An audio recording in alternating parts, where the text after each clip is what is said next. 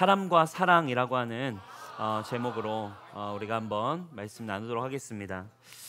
2011년입니다. 지금으로부터 벌써 한 14년 전이죠. 2011년 가을 미국 맨해튼의 뉴욕이죠. 살고 있는 한 남성이 있었어요. 제프 렉스데일이라고 하는 39살이 된 이 남자는 굉장히 힘든 시간을 보내고 있었어요. 왜냐하면 여자친구와 이별을 하고 외로움에 몸부림을 치고 있었어요. 가족도 없고 친구도 없었대요. 혼자인 거예요. 가족도 친구도 없던 그는 굉장히 어떤 외로움과 인생의 의미에 막 이 엄청난 절망에 부딪혀서 어떻게 해야 될까 하는 상황 속에서 망망대해 같은 이 세상을 향해 구조 신호를 보냅니다. 어떻게 세상에 자기를 구해달라고 구조 신호를 보냈을까요? 노란 종이 한 장에다가 자기 전화번호를 쓰고 거기에다가 간단한 문장 하나를 적어서 뉴욕의 그 맨해튼 거리 곳곳에 붙였어요. 뭐라고 붙였냐면, 뭐든 대화하고 싶은 사람은 저에게 전화하세요. 외로운 제프, 이렇게 붙인 거예요. 약간 좀 약간 우리나라 정서에는 약간 이런 쪽지, 우리 홍대 돌아다니면 외로우면 전화해 오빠, 막 약간 이런 거 뭐 이런 거 뭐 막 이런 느낌이 아니라, 여러분 이제 뉴욕은 감성이 있단 말이에요, 여러분. 여러분이 모르는 감성이 있어. 아무튼 대하고 싶은 사람 저에게 또 전화하세요. 외로운 제품. 근데 만약 제가 한번 상상해, 한국이었다면 아마 엄청난 테러 문자와 이제 보이스피싱과 많은 또라이들이 연락을 이제 엄청 했을 것 같아요. 근데 아무튼 또 이게 이제 2011년이니까 뭐 이렇게 스마트폰이 막 엄청 막 지금처럼 그런 때가 아니고 아직 좀 텍스트 감성 남아 있을 때잖아요. 그때 이제 그렇게 이 종이에다가 외로운 제프 해가지고 저랑 대화하고 싶은 사람 전화 주세요 딱 썼는데 놀라운 일이 벌어졌어요. 이 제프가 몇 명이라도 정말 나에게 좀 연락을 해줬으면 좋겠다라는 마음을 가지고 있었는데, 그에게 연락을 한 사람이 실제 몇 명 정도일 것 같습니까, 여러분? 바로 7만 명이 연락이 왔대요. 7만 명.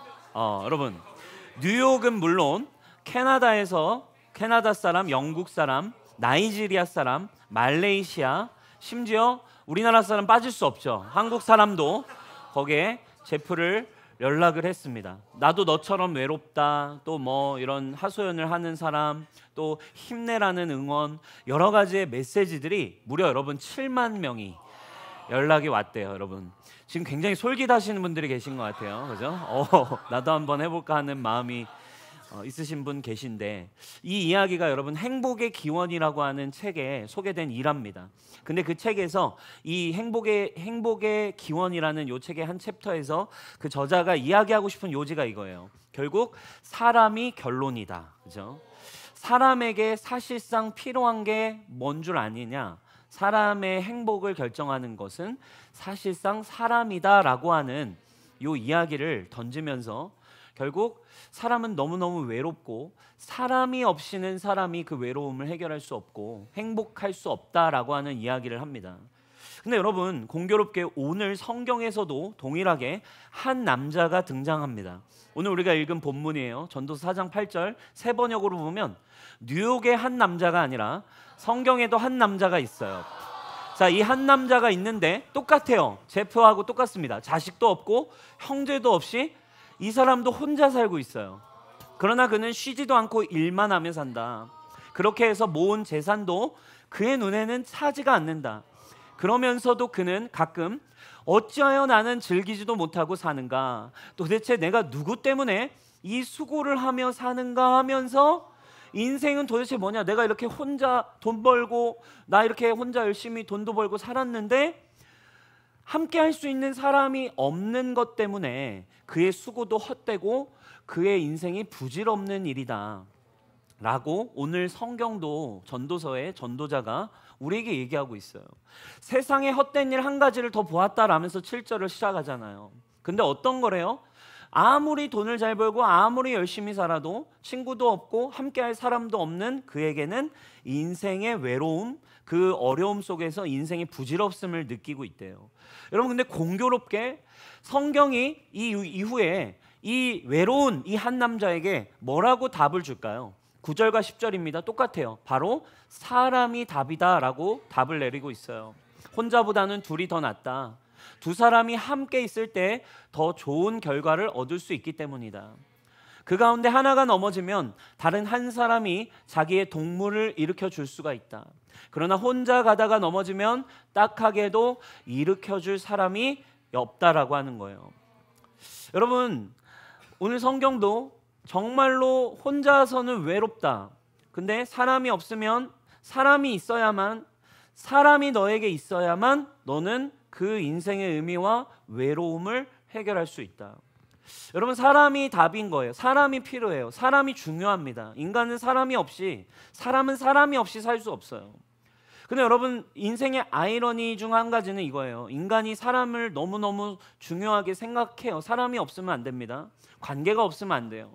근데 인간이 경험하는 가장 강렬한 기쁨도 사람 때문이고, 인간이 경험하는 가장 강렬한 고통 또한 사람에 의해서 비롯되는 것 같아요. 사람 때문에 인생의 기쁨을 느낍니다. 여러분, 사랑하는 사람, 내가 정말 사모하던, 좋아하던 그런 사람과 정말 이렇게 썸을 타게 되고 만나게 됐다가 마침내 우리 사귀자 했을 때 그 기쁨, 여러분, 그렇죠? 잘 몰라요, 여러분? 네. 내가 사랑하는 사람과 커플이 되고 이제 그 사람과 내가 사랑하던 그 사람과 이제 마침내 정말 결혼해서 웨딩 드레스를 입고 함께 결혼하게 되는 그 기쁨. 여러분, 이 기쁨 사람 때문에 오는 거 아니겠습니까? 사랑하는 사람 때문에. 여러분, 근데 이것과 또 비교할 수 없는 기쁨이 또 사람 때문에 옵니다. 이제 사랑하는 그 사람과 결혼해서 함께 가정을 이루고 살아가다가 내가 사랑하는 아내, 내가 사랑하는 남편을 꼭 닮은 그 아기가 내 품에 딱 안길 때, 그렇죠?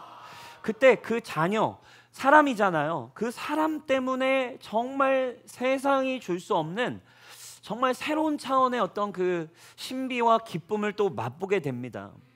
사람 때문에 우리는 행복해져요. 근데 또 아이러니는, 인간이 가진 아이러니 중 한 가지는 또 인생에서 우리의 인생의 가장 큰 고통도 누구 때문에 온다? 사람 때문에 오는 거예요. 그죠? 여러분, 짝사랑 해보셨어요? 사랑 때문에 기쁘기도 하지만 짝사랑, 여러분, 사람을 시름시름 앓게 하는 고통스러운 경험이라고 해요. 저는 잘 몰라서, 여러분. 네. 그래요? 경민아 맞아? 고통스러워요. 시름시름 막 이렇게 막 애려오는 그 마음, 그 고통이죠, 여러분. 다리가 저려오는 그 고통이 고통스럽다고 합니다. 그렇죠? 그리고 또 여러분, 이거는 좀 그래도 행복한 아픔이지만 또 사랑하는 사람이 이 세상을 떠나게 되는 순간, 여러분, 얼마나 사실은 슬픔과 고통이 이루 말할 수 없죠. 또 그토록, 때로는 중요해요. 그토록 사랑해서 오빠 사랑해, 자기야 하다가 결혼까지 하고 그렇게 사랑했던 사람과의 갈등이 시작돼서 그 사람 때문에 증오와 어려움이 시작될 때, 여러분, 이건 진짜 여러분 너무 큰 고통이 찾아옵니다. 믿었던 사람한테, 여러분 어때요? 믿었던 사람에게 완전히 뒤통수를 맞고 배신을 당하게 됐을 때, 누군가의 이기심으로, 누군가의 어떤 악독한 마음 때문에, 누군가의 폭력으로 인해서 내가 이유 없이 그 사람에게 고통당하고 내가 그 사람에게 해코지를 당하게 될 때, 여러분, 이 사람으로부터 오는 고통은 인생, 그렇죠? 인생 전체를 막 그 트라우마 속에, 때로는 막 그 복수심 속에, 여러분, 우리가 보는 대부분의 드라마는 결국 이 나에게 고통을 준 복수 때문에 평생을 복수할 거야 하면서 펼쳐지는 그 이야기를 우리는 굉장히 몰입해서 공감하면서 봅니다. 왜? 그 고통을 사람들이 알고 있거든. 그러니까 막 몰입이 되는 거예요. 여러분, 사람이 너무너무 중요한데 세상이 가진 아이러니는, 사람은 사람 없이는 못 사는데 사람 때문에 행복하기도 하지만 사람 때문에 힘들기도 해요. 사람이 참 중요하다라는 거, 이제는 세상에서도, 이젠 우리가 꼭 교회가 아니어도요, 여러분, 세상에서도 이제 뇌과학이나 정신분석학이나 심리학으로 가보면 사람의 존재가, 기능이 사람과의 관계가 얼마나 중요한지, 행복은 사람과의 관계에서 온다는 걸 요즘 많이 이야기하고 있어요. 미국의 다트머스 대학에 마이클 가자니가 교수라고 하는 분이 계세요. 이 뇌과학의 나름의 저명한 뇌과학자입니다. 한국에도 이 가자니가 교수의 책이 많이 번역이 돼 있습니다. 그분이 이렇게 생기신 분이에요. 한번 띄워주세요. 이런 분인데, 자, 이분이 뇌과학의 나름 저명한 분이에요. 근데 그의 책에서 그가 질문을 던집니다. 이 뇌, 인간의 마음이기도 하고 생각이기도 하고 인간의 모든 걸 결정하는 이 뇌는 도대체 무엇을 위해 설계되어 있을까? 그리고 이 사람들은 세상 과학자이기 때문에 이제 진화론적으로 막 이런 것들을 연구할 거 아닙니까? 사람이 뭐 부족 사회부터 해가지고 원시 시대부터 해가지고 사람의 뇌는 어떤 식으로 세팅이 된 건가? 뇌는 뭐에 지금 맞추어져서 설계가 되어 있는가? 일평생을 연구한 이 뇌과학자가 자신의 연구를 토대로 내린 결론이 하나 있어요. 그게 뭐냐? 바로 뇌는, 여기 써 있죠. 뇌는 인간관계를 잘하도록 설계돼 있대요.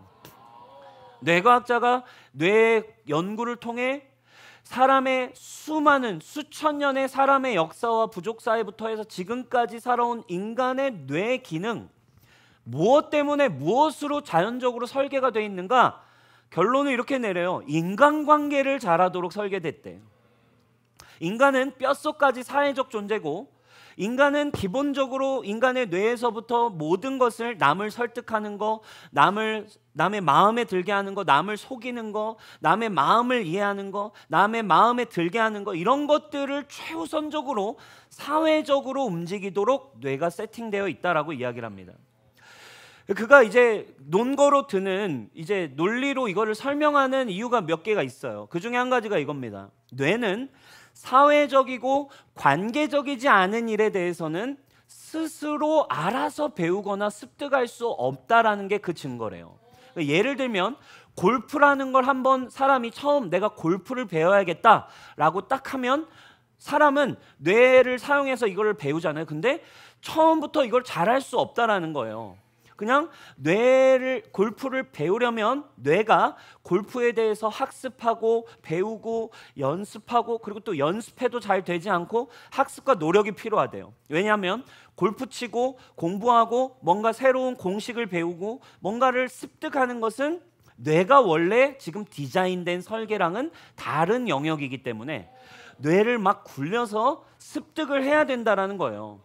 그러면서 이런 얘기를 합니다. 세상에 수학학원도 많고 골프학원도 많고 언어학원은 많지만 짝사랑하기 학원, 그리고 상처주기 학원, 상처받는 학원, 이런 학원은 없는 이유가 거기에 있대요. 왜냐하면 누군가를 짝사랑하고 누군가를 좋아하게 되는 건 배울 필요가 없다는 거예요. 누군가의 관계에서 진짜 너 짜증나 죽겠어 상처 주는 건 굳이 배우지 않아도 여러분들이 다 잘하세요. 그죠? 네. 배우지 않아도 이거는 그냥 뭐 우리가 너무너무 잘해. 그리고 누구에게 상처를 받는 거 배워본 적도 없는데 이것이 나에게 상처가 된다라는 거, 내 마음이 힘들다라는 거, 관계 안에서 이거는 누가 알려주지 않아도 습득한다. 이런 논거로 사람의 뇌라는 게 인간관계를 잘하기 위한 관계, 사회적 동물로서 사회적인 속성을 가지고 세팅이 되어 있다. 뇌가 가진 기본값은 이 땅을 살아가면서 살아가는 법, 연애를 하고 사람을 사귀는 거, 사람과의 관계에서 대처하는 거, 이런 것들이지 수학 문제를 풀고 2차 방정식을 해결하는 게 원래 뇌의 세팅값은 아니다. 어쩌면 여러분 세상의 학문이지만 성경이 말하고 있는 모양과 어떻게 보면 굉장히 비슷하게 가는 연구로 가고 있는 것 같아요. 뭘 얘기합니까? 세상에서도요, 사람은 뭐 없이 살 수 없는 존재라는 걸 보여주는 거예요.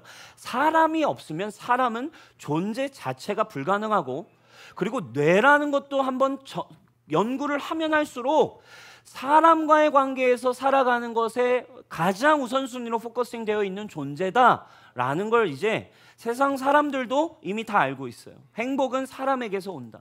사람이 없으면 죽는다.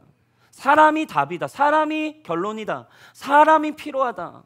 이게 결국 우리의 인생사입니다. 여러분, 오늘 전도서에 근데 공교롭게 성경에서도 전도서에 이 지혜자가 외로워하고 있는, 혼자서 살아가려고 하는, 난 혼자서 돈 벌어볼 거야 하고 살아가던 외로운 사람에게도 던지는 답이 동일합니다. 한 가지예요. 네가 왜 힘든 줄 아니? 너는 혼자여서 지금 힘든 거야. 혼자보다는 둘이 낫거든. 둘보다는 셋이 낫거든.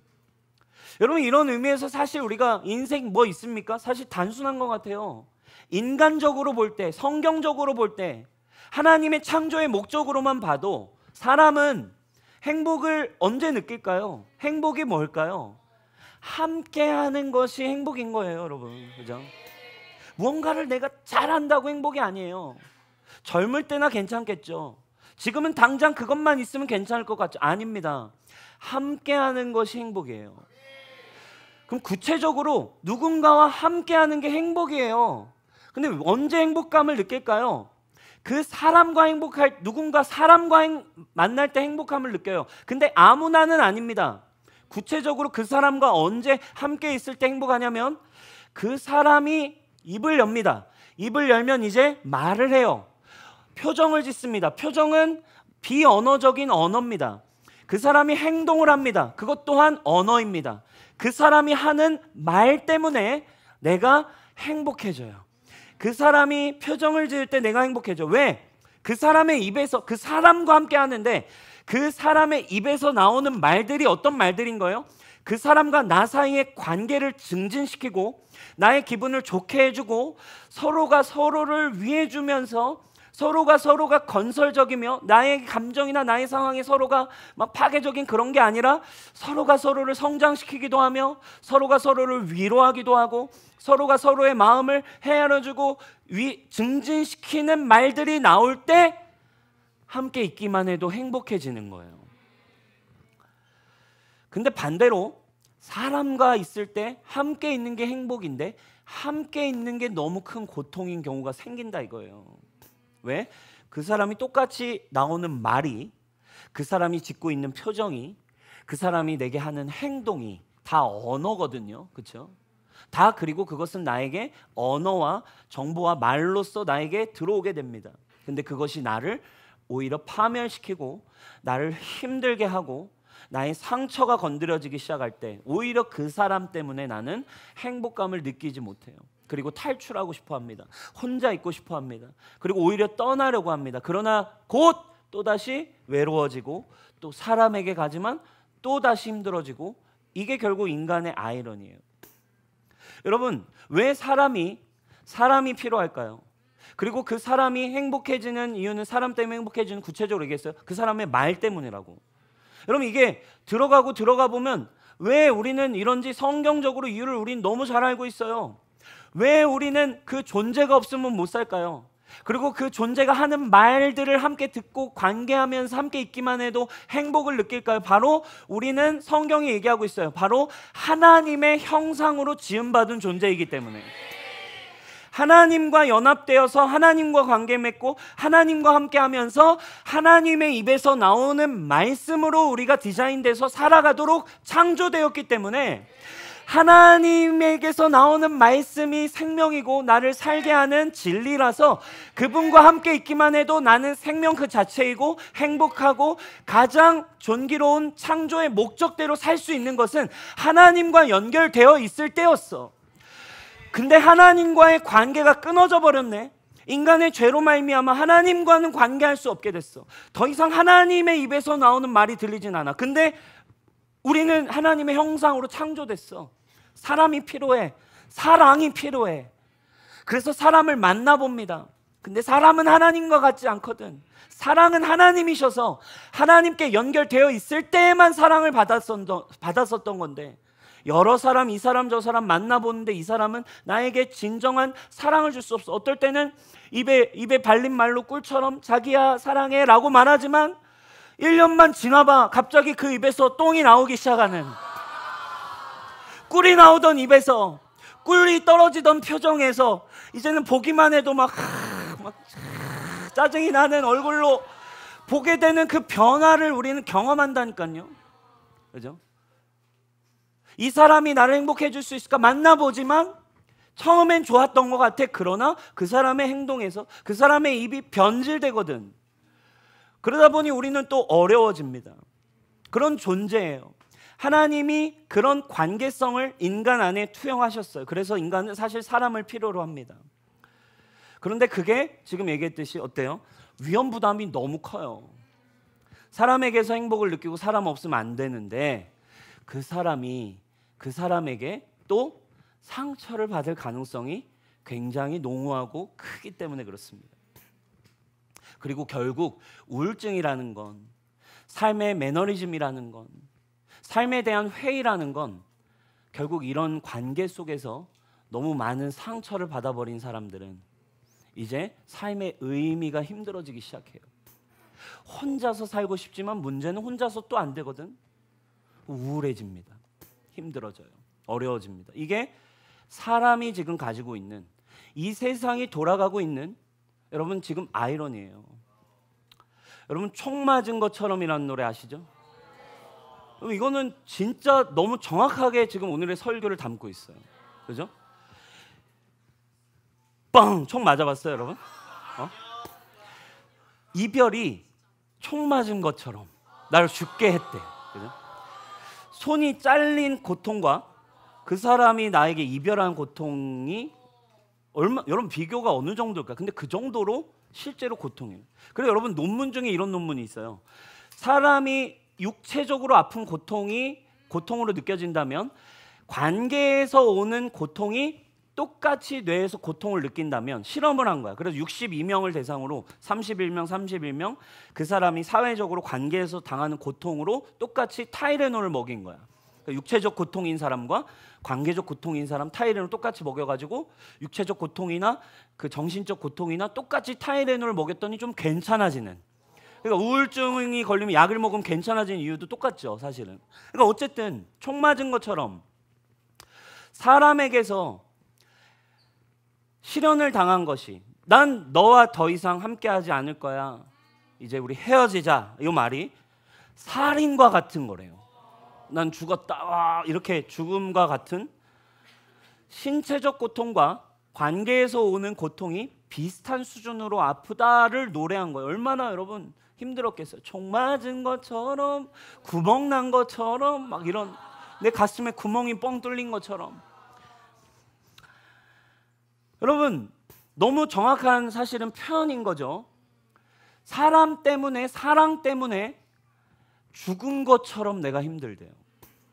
많은 사람들이 이게 사실 현실이에요. 사랑이 필요로 하고 관계를 필요로 하지만 결국 사람에게서는 또 상처를 받기 때문에, 사랑을 못 받기 때문에 그게 여러분 우리의 인생의 불행입니다. 어쩌면 오늘 한국 사회가 병들어가고 있는 이유, 이런 관계를, 사람은 사람이 답인데 결국 인간은 인간에 의해서 행복할 수 있는 건데 이게 이제 점점 어려워져요. 이 관계를 해결할 방도가 없습니다. 사람에게서 답을 찾기가 점점 어려워져요. 그러니까 청년들이 오늘날 결혼을 안 하려고 합니다. 피곤하다고 생각하고 그것을 안 하는 게 낫겠다, 스트레스 받지 않는 게 낫겠다, 혼자서 그냥 지내는 게 마음 편하겠다라고 하지만, 여러분 아이러니는 많은 청년들이 그런 생각을 가지고 있지만 굉장히 모순적인 건 금요일만 되면 이 홍대에 나와가지고 막 누구 좀 만나보려고 막 합니다. 그렇게 혼자 사는 게 오히려 낫겠다라고 하지만 시간이 지날수록 데이트 앱은 성장하고 있어요. 사람을 찾고 사람을 만나려고 하는, 이렇게 사람에 대한 피로감이 사람들은 너무 많고 어렵다라고 하는 사회 속에 살지만 소모의 어플은 성황을 이룹니다. 누구를 만나야 되겠다. 그게 아이러니예요, 여러분. 여러분 사람이 그럼 결국 중독에 빠지는 이유도 뭘까요? 중독에 대한 개념도 똑같아요. 중독도 사실은 뭘로 요즘은 보고 있습니까? 관계의 부재라고 설명을 하잖아요. 옛날에 사람들이 이 중독에 대한 실험을 이제 합니다. 두 방에, 두 실험실에 두 쥐를 놉니다. 한쪽에는 물이 있고 한쪽 방에는 물과 함께 마약이 있어요. 그 헤로인과 같은. 여러분 보통 중독의 개념을 우리가 어떻게 생각합니까? 그 만약에 헤로인과 같은 마약을 20일 동안 동일하게 투약하면 사람이 어떻게 될 거라 생각해요? 중독될 것이다. 매일같이 그것을 이제 먹거나 섭취하게 되면 중독될 것이다. 이게 일반적인 중독에 대한 사람들의 인식이에요. 그 실험을 한 거예요. 두 방에 하나는 마약을 두고 하나는 물만 뒀어요. 물을 마시다가 이 쥐가 이제 가서는 마약을 이제 매일 낼름 이제 먹은 거죠. 근데 결과가 어떻게 됐을까요? 20일이 지났을 때 진짜로 이 쥐는 이제 마약에 이제 중독이 되어서 이제 해롱해롱 거리고 마약을 섭취하고 이렇게 중독이 됐다는 거예요. 근데 여러분, 이거에 대해서 이제 사람들이 중독의 개념을 그렇게 이해하고 있었는데 1970년대 한 박사님이 요거에 대해서 의문을 제시했어요. 사실상 그 쥐가 선택할 수 있는 것은 마약밖에 없었던 거야. 만약에 마약이 아니라 마약도 2대, 그 옆에다가 쥐가 선택할 수 있는, 쥐가 좋아하는 치즈도 옆에다 두고, 쥐가 운동할 수 있는 것도 막 두고, 그리고 쥐가 좋아할 만한 여자친구 쥐도 옆에다 놔주면 쥐가 어떤 선택을 할까로 우리는 옵션을 바꿔서 실험을 해보자 라는 실험을 한 거예요. 여러분, 그 결과 어떻게 됐을까요? 그 쥐가 마약을 가서 먹었을까요? 안 먹었을까요? 절대 먹지 않았어요. 먹지 않고 여자친구랑 막 같이 놀고 치즈 막 엄청 먹고 심심하면 운동 엄청 하고 마약을 선택하지 않더라는 거예요. 그래서 사람들이 이게 결국에 관계가 있으면 사람들이 선택하지 않는 거다, 화학적 반응이 아니다라고 사람들이 이야기를 한 거죠. 그래서 사람들이 그건 쥐니까 그런 거라고 사람들이 얘기했는데, 그 1970년대에 이 논리에 대한 생체 실험이 진행됩니다. 집단적으로 진행이 돼버린 거. 어디서? 베트남 전쟁에서 이게 진행이 돼버렸어요. 왜냐하면 베트남 전쟁에 참전한 미군이 상황이 굉장히 어려워졌거든요. 이 베트남 군인들이 너무 막 강력하게 저항을 하고 게릴라로 막 죽이려고 막 이렇게 하니까 미군이 공격을 엄청 받고 미군이 막 두려움에 빠졌단 말이에요. 그래가지고 사람들이 너무 두렵고 힘들어진 나머지 일부 힘든 병사들에게 미군이 이 헤로인이 들어간 마약 성분이든 이 안정제를 막 나눠줬어요. 그래가지고 이들이 이거 없이는 버틸 수 없어서 통계를 내보니 그 미군 중에 20%가 마약의 중독 현상을 보이고 있더라는 거예요. 전쟁 중에. 그래서 미국이 난리가 났습니다. 야, 이거 전쟁 끝나면 이 이 미군의 젊은 청년 중에 20%가 지금 중독이 돼서 사회로 나가는데 이들이 완전 중독이 돼서 힘들어지면 어떡하나라고 걱정을 했는데, 여러분 어떻게 됐냐? 이들이 이제 미국으로 돌아와서 사회가 막 엄청난 도움을 줬어요. 돈을 막 제공하고 일자리를 제공하고 그들이 막 새로운 인생을 살 수 있게 도와줬을 때 통계가 나온 거예요. 그들이 중독됐던 20%가 다시 중독으로 거리에 나왔냐? 그렇지 않았다라는 거예요. 오히려 그들이 다 중독에서 빠져나와서 이제 정상적인 삶을 살더라는 거예요. 그러면서 이 박사가 이렇게 생각을 했어요. 중독은 그냥 화학적 반응 때문에 일어나는 게 아니구나. 중독은 사실 우리의 환경과 우리의 마음과 관련된 것이구나 라는 거를 깨달았습니다. 그리고 이걸 봤던 피터 코엔이라는 박사가 이제는 중독이라고 부르면 안 된다. 중독이 아니라 교류라고 표현해야 된다. 이렇게 표현합니다. 인간은 사람과 누구와든 관계 맺고 교류하도록 세팅되어져 있고, 우리가 건강할 때 이 좋은 관계를 맺으면서 산대요. 근데 어떠한 상처나 어떠한 삶의 무게나 어떤 관계의 깨어짐과 더 이상의 교류가 막혔다라고 느껴지는 순간 그 안도감을 찾기 위해 새로운 교류의 대상을 찾는데, 그게 도박이 됐든 그게 성인물이 됐든 그게 마약이 됐든 그게 술이 됐든 그게 무엇이든 그것이 나와 교류하는 대상이 되고 그게 나의 본능이 되어서 사람이 아닌 그 무엇과 내가 관계를 맺기 때문에 그것에 중독이 되더라는 거예요. 사실은 중독은 내가 선택할 수 있는 것이 없기 때문에 내가 하게 될 수밖에 없는 것. 여러분, 만약에 오늘날 여러분들의 삶이 우울하다고 한다면, 여러분들의 삶이 어떠한 중독에 빠져 있다면, 사실 여러분들은 여러분들 주변의 진정한 교류, 그리고 진정한 관계, 그리고 진정한 사랑의 부재 때문에 어쩌면 여러분들은 굉장히 우울하고, 그리고 여러분들은 다른 교류하는 대상, 그 중독과 같은 그 선택을 아마 하고 있을 가능성이 많은 거죠. 여러분들의 살아온 과정에서 여러분들이 맺어야만 했던 1차적 관계들이 있습니다. 일단 첫 번째 부모님입니다. 아이들에게 여러분들이 힘이 없을 때 적어도 청소년 정도가 되기까지 사실 부모는 아이의 온 세상과 같습니다. 그냥 엄마 아빠는 그냥 사실상 그 힘없는 자녀에게는 전부의 우주입니다. 근데 그 나의 1차적 관계, 그 사람이잖아요. 부모도 그 사람에게서 찾아오는 관계가, 그가 보여주는 말이, 그 부모가 주는 행동이, 또는 부모가 나에게 줬던 비언어적 표정과 그의 태도가 때로는 나에게 행복감을 주지 못하고 여러분들에게 더 큰 불안과 여러분들에게 더 큰 아픔과 더 큰 여러분들이 어려움을 겪었을 수 있어요.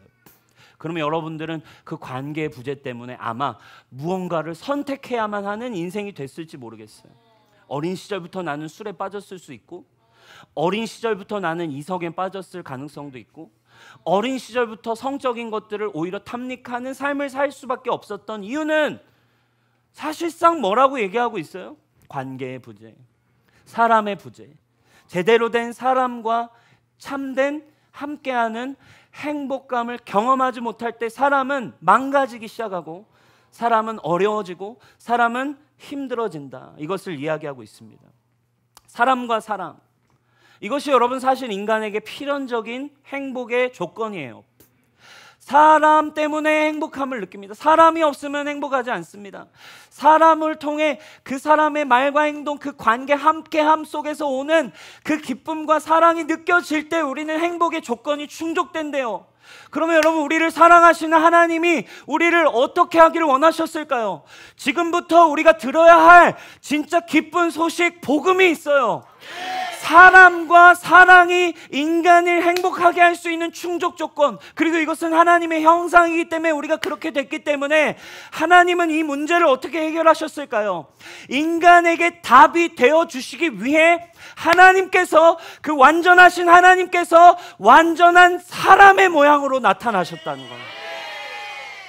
사람으로 오실 수밖에 없는 이유, 그분이 사람이 되어서 우리 앞에 나타나신 이유, 우리가 진짜 사람이 필요하니까, 진정한 사람으로부터 오는 관계, 다시 그것을 회복하고 그 사람의 입에서 나오는 말은, 이 사람의 말은 진정으로 은혜와 진리가 충만하구나, 이 사람의 입에서 나오는 말은 정말 나를 행복하게 해, 이 사람의 입에서 나오는 말은 나를 기쁘게 해, 이 사람의 터치는 나를 치유하게 해, 이 사람과 함께 있으면 나는 영원히 행복할 수 있을 것 같아.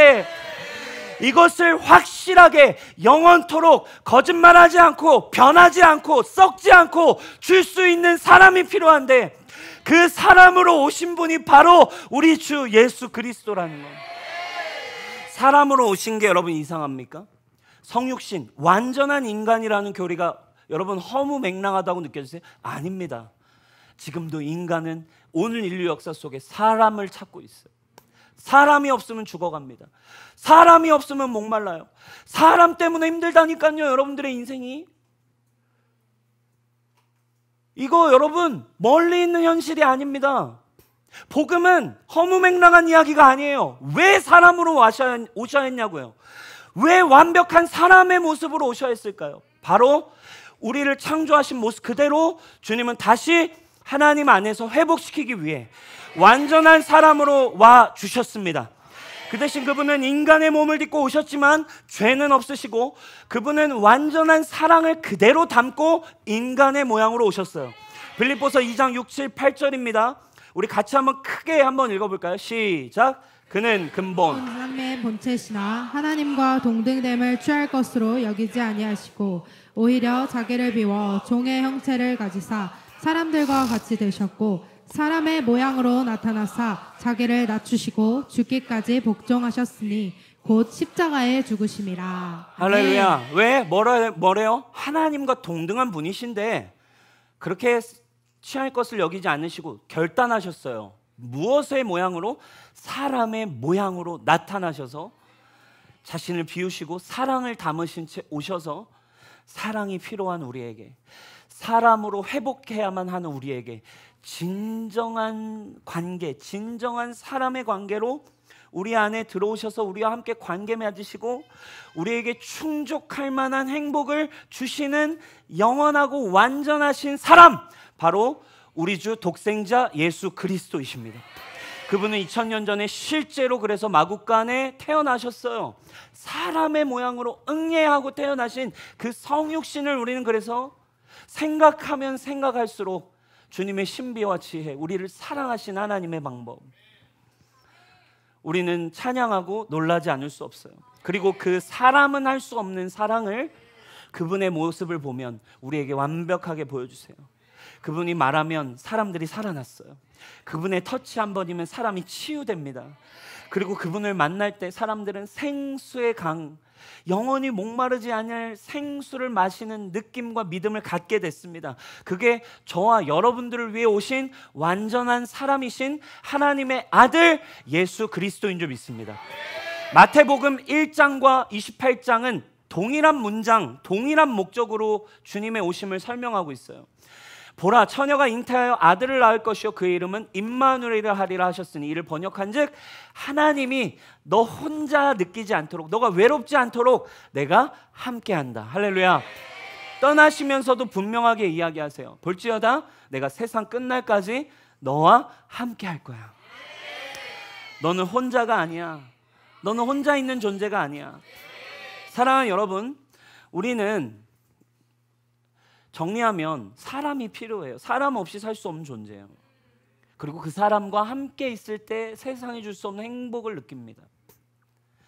그냥 그 사람과 함께 밥 먹는 거. 여러분, 때로는요, 저는 가족들하고 그냥 좋은 곳 가서 밥 한 끼 먹으면요, 그냥 노래가 저절로 나와요.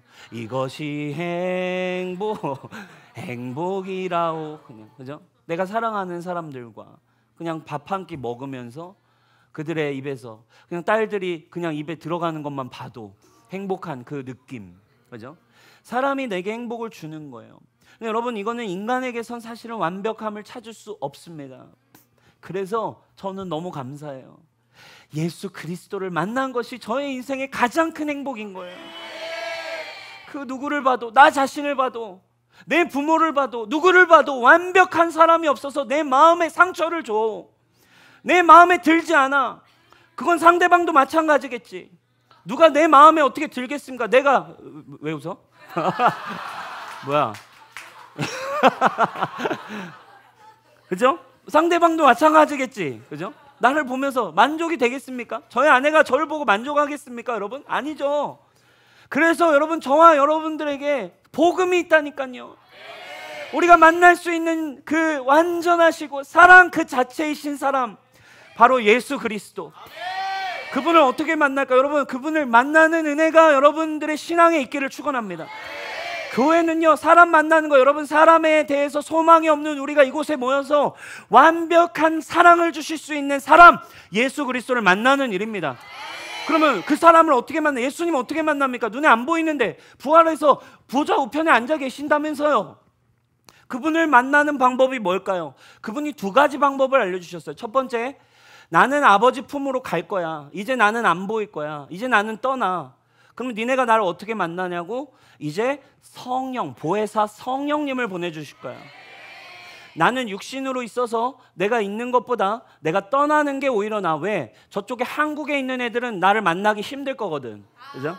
내가 떠나서 아버지 품으로 가는 게 나아. 왜냐하면 저쪽 아프리카, 한국, 저쪽 아시아에 있는 애들은 나를 만나러 어떻게 오겠어. 성령을 보내시면 그 성령님이 내가 한 말도 기억나게 하고, 내가 누구인지를 알게 하고, 그리고 그날에 요한복음 14, 15, 16, 17장이 너무 중요해요. 주님이 그래서 약속하신 얘기가 있어요. 그분을 만나고 그분이 생각나는 것뿐만 아니라 나는 그날에 네 안에, 너는 내 안에, 우리는 같이 있을 거야. 할렐루야.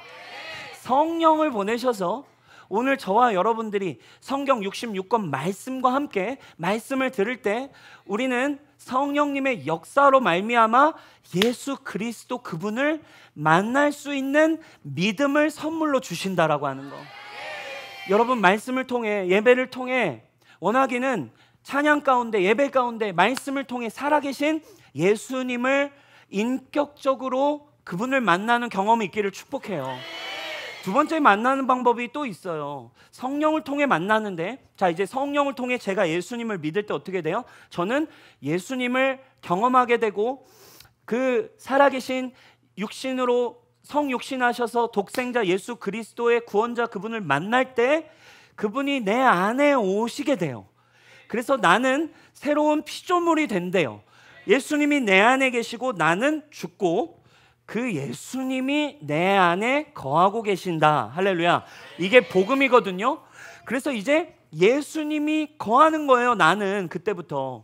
그러니까 내가 이제 걸어 다니면서 내가 믿음으로 예수 그리스도, 내 안에 사시는 분이 예수님이다 라고 주변 사람들과 관계 맺고 주변 사람들과 대화할 때 그들이 저에게서 나오는 말과 저에게서 나오는 표정과 저의 삶을 보고 누구를 느낍니까? 저의 가정에 저의 아내가 저희 딸들이 뭘 느껴야 되겠어요? 아, 진짜 쓰레기다라는 걸 느끼는 게 아니라, 사람은 결국 사람은 안 된 애를 보는 게 아니라, 어떻게 크리스찬이라면서 저래를 보는 게 아니라, 아, 정말 아빠를 보니, 아, 정말 당신을 보니 당신 안에는 예수님이 살아계시는군요.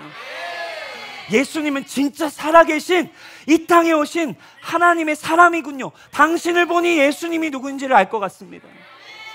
그걸 뭐라고 부르세요? 예수님이 거하시는 예수님 그 자체, 예수님의 몸인 교회라고 부르셨어요. 예수님을 세상이 어떻게 만납니까? 인간 예수, 이 땅에 오신 구원자 예수님을 세상이 어떻게 만난대요?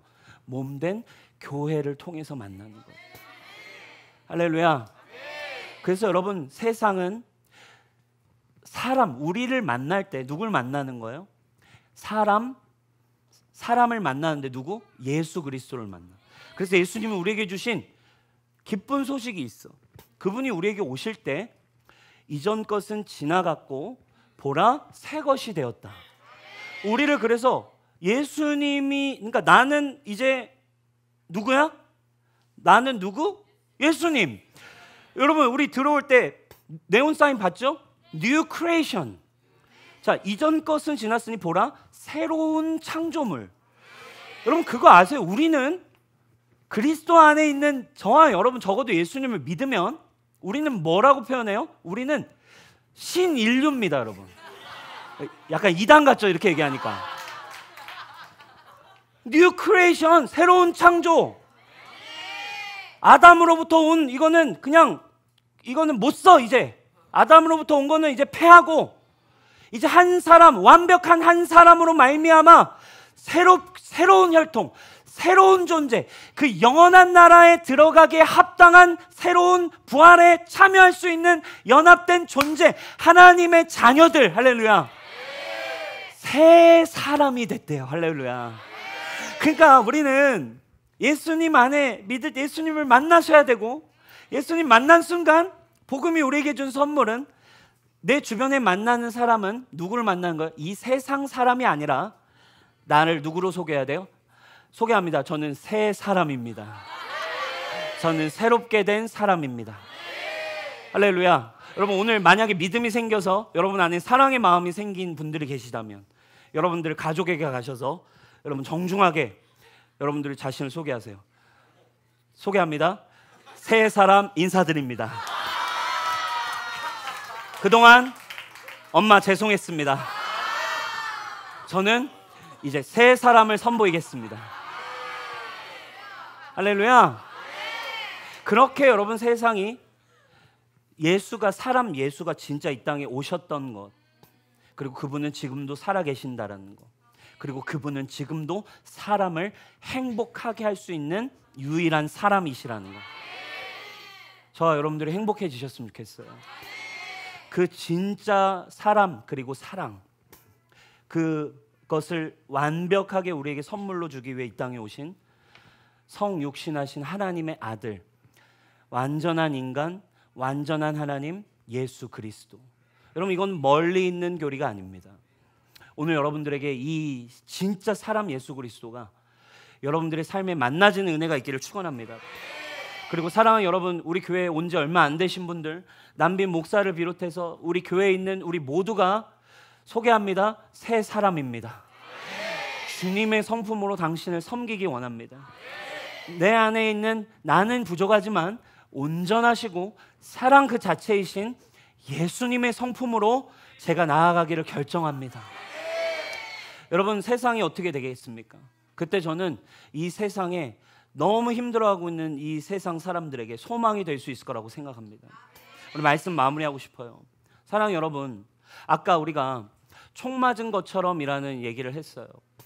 아까는 우리가 그 노래 가사를 우리가 조금은 웃기게 얘기했지만, 여러분 사실 진짜 총 맞은 것처럼 이라는 그 가사가, 그 대사가 사실 진짜 저는 묵상하면서 지금 이 2025년 특별히 이 한국 사회가 와 진짜 총 맞은 것처럼 사람들이 죽어가고 있다라는 걸 묵상하게 됐어요. 여러분, 우리나라는 사실 총 맞은 것처럼이라고 노래를 불렀지만 우리나라에는 총이 없습니다. 우리나라는 총 한 방을 쏠 수 없는 나라예요. 근데 반대로 여러분, 지금 한참 지구 반대편에 지금 우크라이나와 러시아는 아직도 전쟁을 하고 있어요. 총알이 아직도 날아다니고 있습니다. 드론이 막 총을 쏘고 사람들이 총을 쏘고 지금도 청년들이 총을 쏘면서 서로 죽어가고 있어요. 우크라이나 젤렌스키 대통령이 작년입니다. 2024년 2월에 담화문을 한 뉴스 기사가 있어요. 2024년 작년 2월이 이제 우크라이나가 벌써 전쟁 3년 차다. 그러니까 2년 정도를 전쟁을 했다는 거예요. 작년 2월에 발표를 했습니다. 지난 2년 동안 우리 우크라이나 병사 젊은 청년들이 3만 1,000명이 전사했습니다 라고 발표를 했어요. 뭐 한간에 뭐 다른 나라들 우리나라가 뭐 7만 명, 10만 명이 죽었다고 하지만 오늘 정확하게 발표합니다. 우크라이나에서 전쟁 때문에 죽은 병사들은 지난 2년 동안 2022, 2023년 3만 1,000명입니다.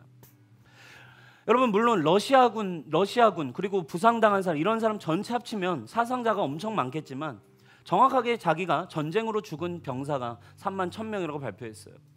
그런데 여러분, 놀라운 것은 같은 해 2022, 2023년만 보자고요. 그 같은 해 젤렌스키 대통령이 우리는 전쟁 때문에 총알 때문에 3만 1,000명이 죽었다라고 말한 2022년, 2023년 한국이 여러분 통계가 어떤 줄 아세요? 총 한 방 쏘지 않는 이 나라는 2022년 13,000명이 자살했습니다. 총 한 방 쏠 수 없는 이 나라는 2023년 14,000명이 자살했습니다. 지난 그 2년, 똑같은 2년 동안 총 한 방 쏘지도 않는 이 나라에서는 똑같이 3만여 명이 스스로 목숨을 끊었어요. 여러분, 이게 뭡니까? 똑같다니까요.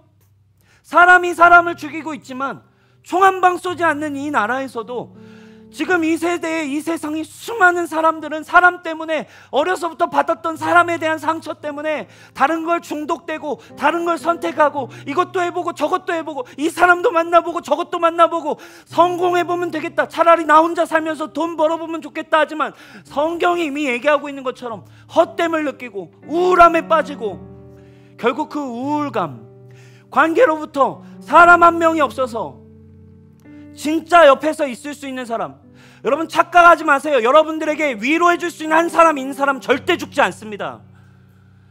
근데 진짜 죽는 사람들은 진짜 한 명이 없다니까. 27,000명 총 한 방 쏘지 않는 이 나라에, 여러분 여긴 전쟁터입니다. 우리나라 지금 심각한 전쟁이에요. 수많은 사람들이 지금 전쟁 속에 죽어가고, 영적 전쟁이에요. 어마무시한 아픔이 있습니다. 2020년 기준이에요. OECD 회원국의 최신 자살률 평균, 전 OECD 가입된 수백 개의 국가 중 평균 자살률이 11명이래요. 근데 대한민국 자살률 통계가 몇 명인 줄 아세요? 24명. 2배 이상이 우리나라가 많아요. 우리나라는 그 OECD 있는 국가들보다 몇 배 이상 잘 사는 나라인데 자살률은 평균보다 2배가 높습니다. 너무 우픈, 제가 슬픈 통계를 가져왔어요. 2020년 기준입니다. OECD 전체 국가 중 우리나라 10년 통계 20대 자살률 1위, 30대 자살률 1위, 우리나라 40대 1위, 1등 못하면 안 되는 우리나라. 50대 자살률 1위, 60대 아쉽게 2위. 우프죠 여러분? 70대 너무 충격이에요. 70대 자살률 전 세계 1위. 80대 그 할아버지 할머니들 자살률 전 세계 1위. 총 한 방 없는 이 나라, 총 소유도 안 되는 이 나라에서 전쟁으로 막 난리통인 사람만큼 사람들이 죽어가고 있는 이 사회, 여러분 무엇을 지금 바라보며 살고 계세요? 여러분 뭐가 진짜 여러분들의 행복이라고 생각하세요? 여러분 OECD 전 세계 국가를 다녀봐도 가장 우선순위에 없는 것 중 하나가 뭐예요? 한국만 가정이 우선순위에 없어요. 그러니까 행복과는 아예 멀 수밖에 없는 구조로 지금 이 사회와 이 세대가 가고 있어요. 저는 그럼에도 하나님께서 이 한국을 사랑하신다고 믿습니다. 한국에 교회를 세우셨고 수많은 교회를 이 땅에 주님의 피값으로 주셨기 때문에, 그럼에도 교회를 통해 이 세상을 향한, 이 사회를 향한, 특별히 우리 뉴송을 향한 주님의 책임과 부르심이 있다고 느껴요. 사랑하는 여러분, 세상은 사람이 필요합니다. 우리로는 할 수 없습니다. 완전한 사람이신 예수님이 세상에 필요한 거예요. 뉴송에 오셨나요? 첫 번째, 완전한 사람인 예수님을 만나시기 바라요. 저와 이 교회 리더들을 통해 예수님 만날 수 있기를 바랍니다. 그리고 거기까지 인도한 뒤에 말씀을 통해, 이 예배를 통해 진짜 살아계신 예수님 여러분 만나는 은혜가 있기를 바랍니다. 그리고 여러분들의 삶이 이제 이렇게 죽어가고 힘들어하고 총 맞은 것처럼 병 들어가고 있는 여러분들의 가정, 여러분 주변, 여러분 친구, 우리 주변의 모든 이 세대를 향해 사람과 사랑이 필요한 이 세대에, 사랑 여러분 진짜 갈 수 있는, 여러분 아름다운 하나님의 나라의 꿈을 가지고, 비전을 가지고 사랑 여러분, 여러분들의 인생을 한번 세워보시지 않겠습니까? 여러분들이 있는 자리에서 예수 그리스도 그분의 이름 붙들고 여러분 행복을 다시 찾아오시기를 바라요. 그리고 진짜 행복을 모르는 사람들에게 함께 나아가기를 주님의 이름으로 축복합니다. 사람이 답입니다. 사람의 답은 곧 예수 그리스도이십니다. 예수 그리스도가 거하고 있는 사람, 바로 교회가 여러분 이 세상의 소망이 될 수 있어요. 우리 뉴송교회 사랑하는 여러분 잘 오셨습니다. 우리 모두 예수님 만나기를 축원합니다. 날마다 예수님 만나는 은혜가 있기를 바랍니다. 우리 모두가 우리 안에 거하시는 예수님이 내 안에 사심을 누리는 성육신이 우리 가운데 풀어지기를 축원합니다. 나 죽고 예수 산다는 복음이 여러분 시간이 지날수록 여러분의 것이 되기를 주님의 이름으로 축복해서, 정말 이 도시에 예수님이 필요한, 사랑이 필요한 이 도시에 여러분 주님의 복음 들고 나아갈 수 있는, 여러분들의 가정에 새 사람을 소개하는 우리 뉴송교회 되기를 주님의 이름으로 축복합니다. 우리 하나님께 영광의 박수 올려드립시다. 우리 자리에 일어나서 함께 이 땅에 오신 예수님을 우리 같이 찬양하면서 우리 기도하며 나아가십시다.